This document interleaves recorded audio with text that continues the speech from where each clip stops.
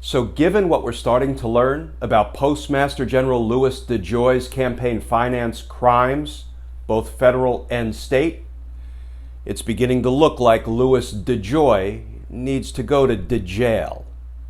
Let's talk about that, because justice matters.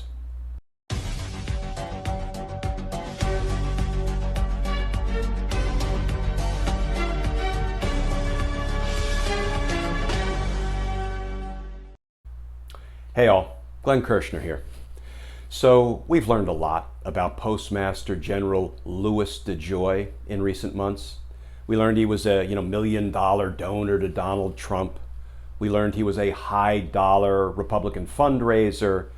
And we learned that he was the CEO for some 30 years of a company called Breed Logistics in North Carolina.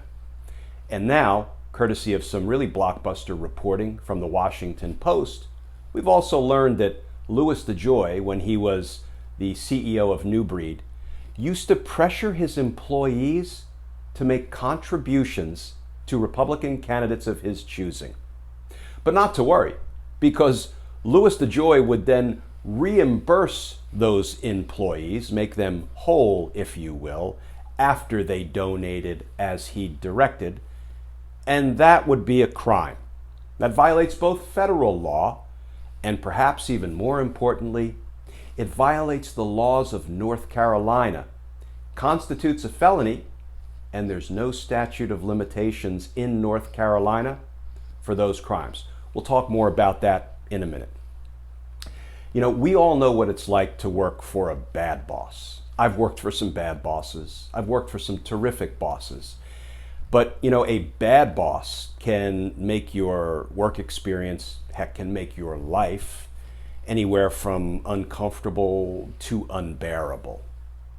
Can you imagine what it was like to work for Louis DeJoy? Several of the Breed Logistics employees have come forward, and they said Louis DeJoy used to urge the employees to write checks to Republican candidates.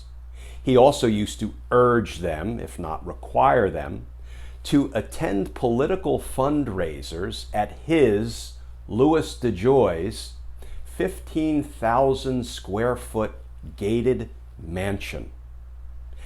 And now Louis DeJoy heads up the U.S. Postal Service. I wonder how many of his postal employees live in 15,000 square foot gated mansions. I wonder if Louis DeJoy's mailman or mailwoman even gets to come through the gate to, deliver his mail. Louis DeJoy joins the ranks of Donald Trump's American oligarchs, right? He joins the Mnuchins and the Rosses. He joins the Conways and the Kudlows. He joins the Navarros and the Kushners. Rules don't apply to these people. Laws don't apply to these people. They think that rules and laws are for suckers and losers. So what do some of Louis DeJoy's former employees have to say about this? Well, they said that Louis DeJoy would instruct people to donate to these Republican candidates, and then Louis DeJoy would instruct his HR department to give them big bonuses, to make them whole, so to speak. Unless there is any confusion about that, let's see what Louis DeJoy's Director of Human Resources had to say to the Washington Post. So Louis DeJoy's HR director said the following, quote, Louis DeJoy was a national fundraiser for the Republican Party. He asked employees for money. We gave him money. And then he reciprocated by giving us big bonuses. Close quote. Another one of DeJoy's employees put it even more succinctly, saying, quote, he asked us for contributions and said, I'll get you back down the road. Close quote. So what does Louis DeJoy have to say about all this? Well, interestingly, he was asked some of these very questions during his recent congressional testimony, and here's his testimony under oath. Let's watch this clip, and then we'll talk about it on the other side. Did you pay back several of your top executives for contributing to Trump's campaign by bonusing or rewarding them? That's an outrageous claim, sir, and I resent it. I'm just asking a question. The answer is no. So you did not bonus or reward any of your executives? No. Or anyone that you solicited for a contribution to the Trump campaign? No, sir. All I'm going to say about that is Louis DeJoy is not a very good liar. But not to worry, because his spokesperson issued a statement just clearing all of this up for us. Are you ready for this? Here's part of the statement issued by Louis DeJoy's spokesperson. Quote, Louis DeJoy, in his personal capacity and as CEO of New Brand Logistics, encouraged employees and family members, put a pin in that. He encouraged employees and family members to be active in their communities, schools, churches, civics groups, sporting events, and the politics that governs our nation. Mr. Joy consistently provided family members and employees with various volunteer opportunities to get involved in activities that a family member or employee might feel was important or enjoyable to that individual. What a swell guy Louis DeJoy is. The statement continues. Mr. DeJoy was never notified by the New Breed employees referenced by the Washington Post of any pressure they might have felt to make a political contribution, and he regrets if any employee felt uncomfortable for any reason. So 3 things jump out at me there. First of all, why does he keep throwing in the term gratuitously family members? Because the allegations are he pressured employees to make political contributions to Republican candidates of his choosing, and then he would reimburse them. Family members? He's trying to get in front of something, folks. There is another shoe to drop. So stay tuned on that front.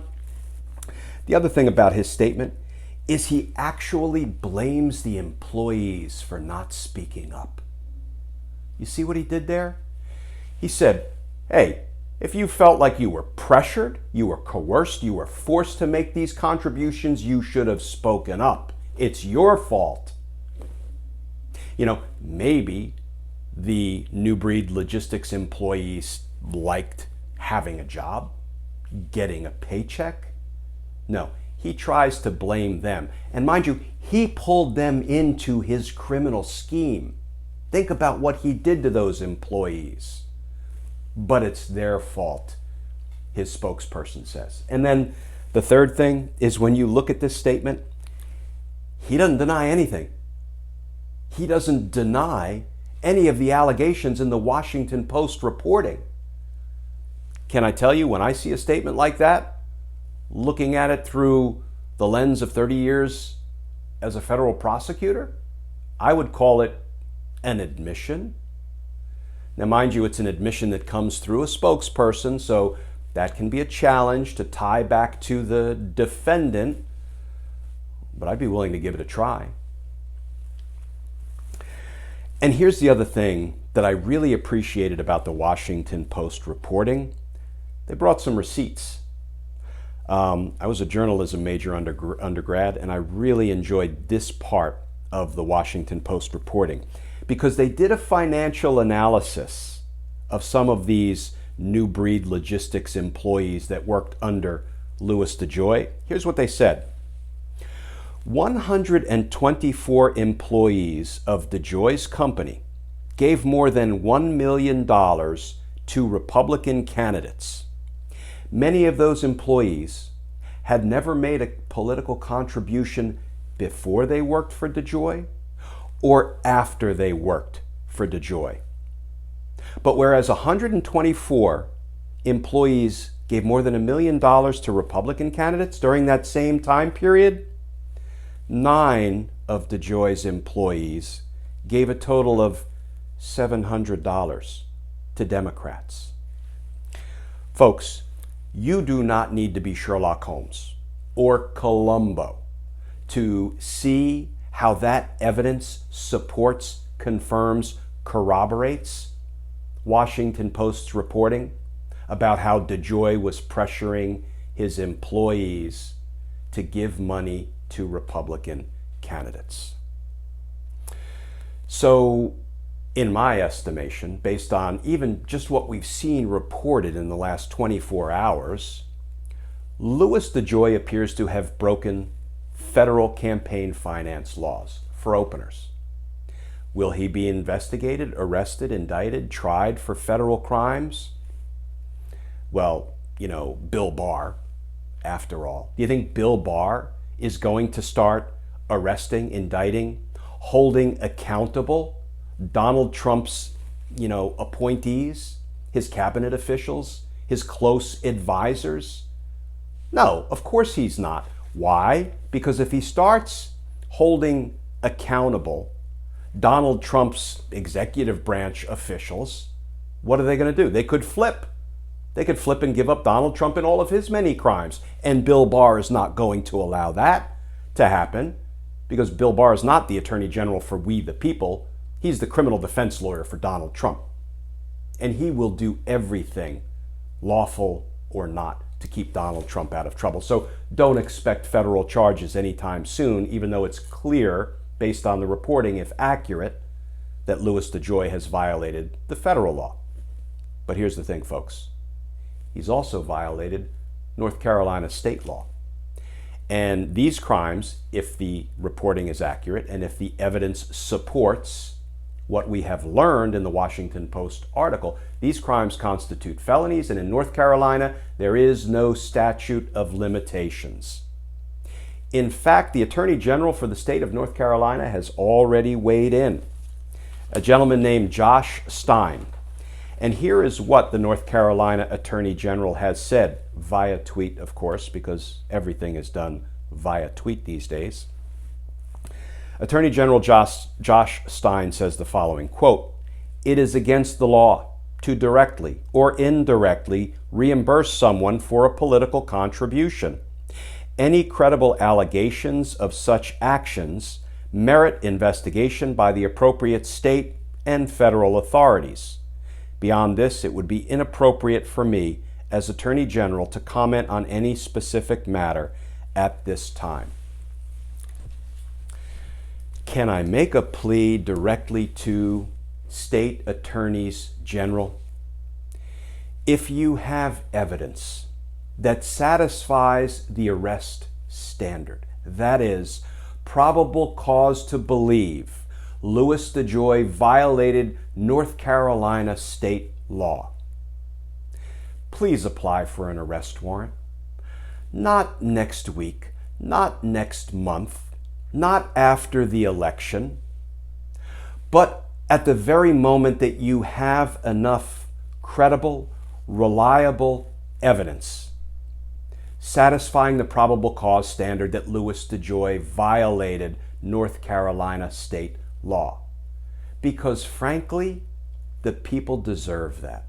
The people of North Carolina, the people of the United States deserve to have Donald Trump's criminal executive branch officials held accountable now, held accountable at the moment prosecutors have enough evidence to bring charges. No more letting them ride this out so Louis DeJoy can continue to interfere in our upcoming elections by slowing the mail.